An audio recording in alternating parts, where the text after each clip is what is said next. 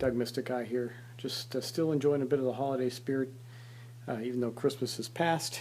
And we're going to get on to turn 14 of Darkest Night. As we did before, we're going to start with the Druid, and continue on. So let's just jump right into the action. You know, we're kind of hurting if you haven't watched it in a while. We got a lot of blights on the board. Pretty soon they're going to be spilling over into the monastery if we don't continue to control them. And we do need to get the Wayfarer into a place where he can take some stronger actions. So, with that being said, let's get our game going.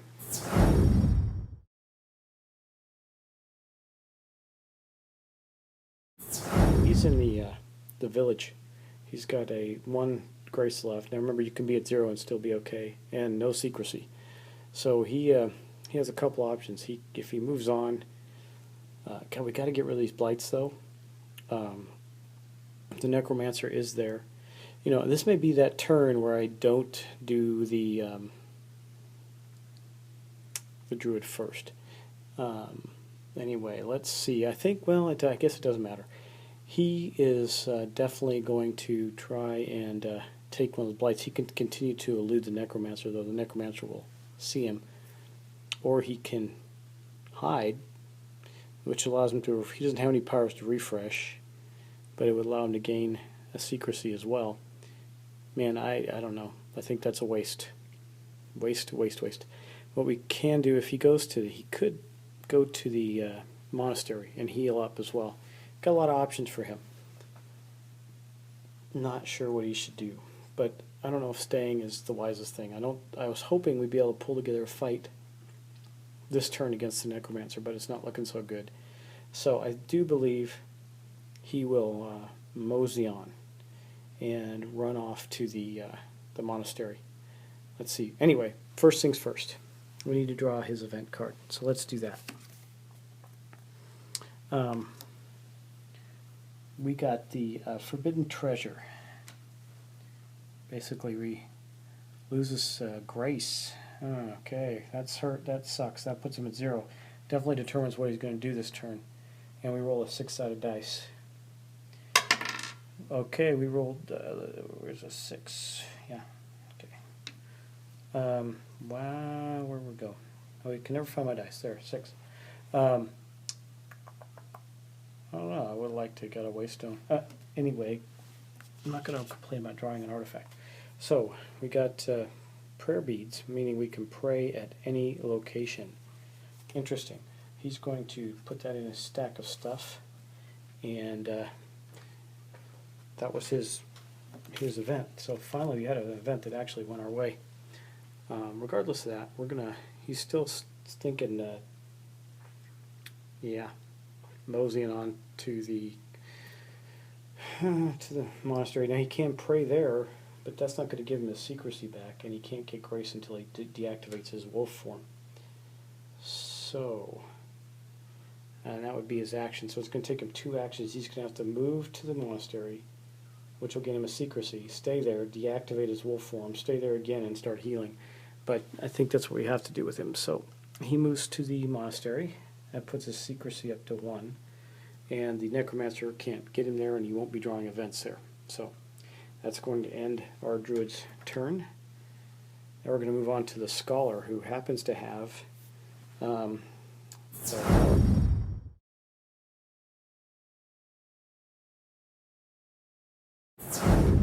but you know what? I think what we're going to do here, I wonder if we could draw the thinking that perhaps we can draw the necromancer around the table. Anyway, let's just continue on with this. We got to get rid of the blights that are there, but first we have to draw the scholar's event card. There is a vile messenger. We have to fight him. We've run into this one before. He needs a 4, and if we fail, the darkness track goes up 1. The scholar, not the best fighter. He does have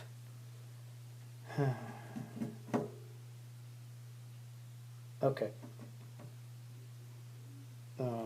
Yeah, he does have his fine weakness, which will allow him to add 1 point to the die result. But Other than that, he's just got one die. So let's see how this goes. He rolled a 5, which is going to succeed. So he did not have that go up. Oh wait, you know what? He is at a place where we need to draw 2 and take the one with the highest fate. So that is a 6 and that is a 4. So he did not encounter the Vile Messenger. He encountered a Dark Tempest instead. Okay, let's see. Now we roll 3 dice and pick and resolve any 2. Okay, doesn't sound too good. So we got a 5, a 3, and a 3. So we know one of them is going to be a 3, which means he's going to lose his secrecy. Goes down to 1. And the 5 is exhaustive power if possible, which is possible for him. I guess he can exhaust his forgotten. You know, I actually think I messed this power. It says activate immediately. Immediately activate near location. So I think that this card is actually going to be up in the mountains. I'm going to look it up, but I'm pretty sure that's the way that goes. So regardless of that, I think he'll exhaust his research materials for now, and that'll end his turn. Well, actually, that ends his event. I think he's going to take off. Man, if they all go to the monastery, we're going to end up hurting. Necromancer will just run around and drop blights everywhere. Could end up ending the game for us very quickly. He could stay there, draw the attention. He does not have a 0 secrecy, so he won't be attacked. But if he takes on one of those blights, he will, in fact, go to 0 secrecy. So I think what he's going to do is he's going to move down here with the Wayfarer. I got to look up trading items. I wonder if he can give that artifact to the Wayfarer, who's better off with it. Anyway, we'll see. That's going to put his secrecy up to 2 and end the scholar's turn. Now we'll move on to the monk.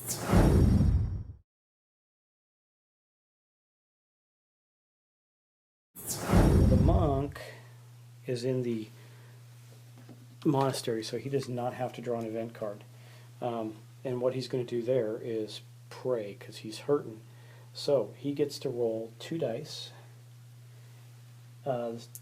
You don't get to actually add any abilities to it, but if he rolls, he's going to pray, and praying in the monastery allows him to roll 2 dice. He gets a grace for everyone that gains 1 grace for each 3, and he gets to refresh all his powers. That's not too bad. So, well, he got a 3 and a 6, so he's going to get 2 grace. That's pretty good, and he refreshed his chi bonus. So that helped us a lot, and that's unfortunately going to end his turn. Yeah. So now we're on to our Wayfarer.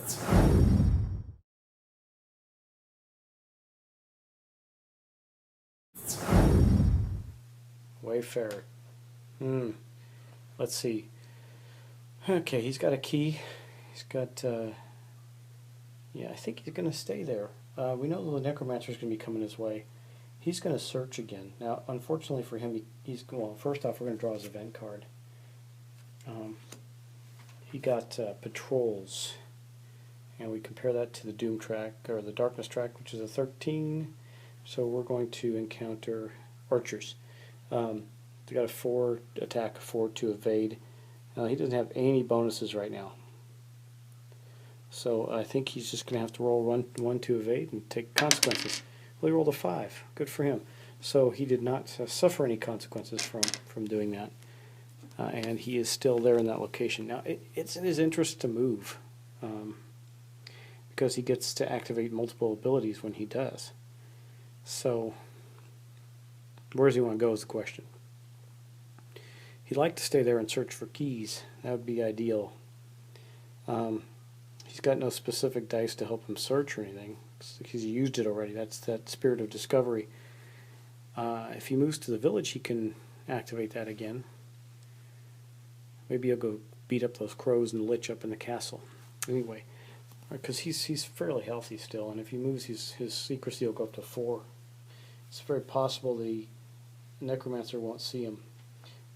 Okay, yeah, he's doing that because we know the Necromancer is probably going to follow our scholar. He's going to move up to the village. That's going to increase his secrecy by 4. And as a bonus, he activates Spirit of Discovery and From the Blue. So that's pretty good. Those two abilities are very useful to him. And that will end the Wayfarer's turn, and we'll move on to the Necromancer's turn. This is turn 15.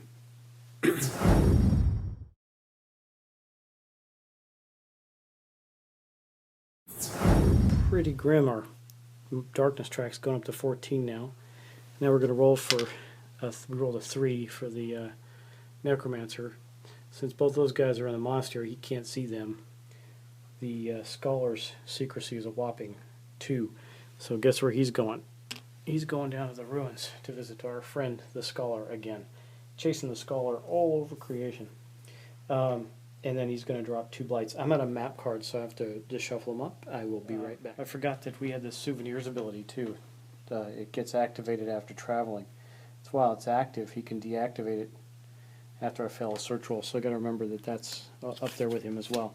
That's the Wayfarer. He's got some cool abilities. I like those things where his abilities kick in when he travels. Anyway, we were doing the Necromancer's turn. He dropped there. Now, I did have 1 map card left, so I pulled that and got, as you can see in the ruins, it's a gate. So we're going to drop a gate there, and a gate is a special item. The Necromancer can teleport, and every one of these is going to increase the darkness track. That is not good. Not good at all. And then the second card, redraw, is going to again be in the ruins. It's going to be a shroud. So, got a shroud here.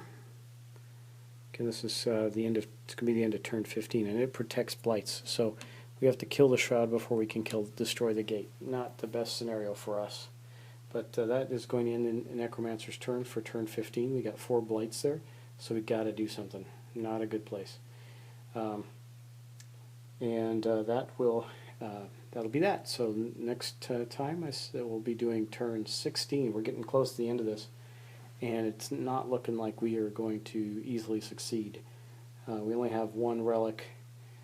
We can try and fight the Necromancer. In fact, what's interesting is, as much as it might hurt him, the Scholar has a chance of doing it if he rolls a 6, and we can get rid of all the blights there. There's 3 of them now. So we'll see. We'll see how it goes. Anyway, see you for turn 16.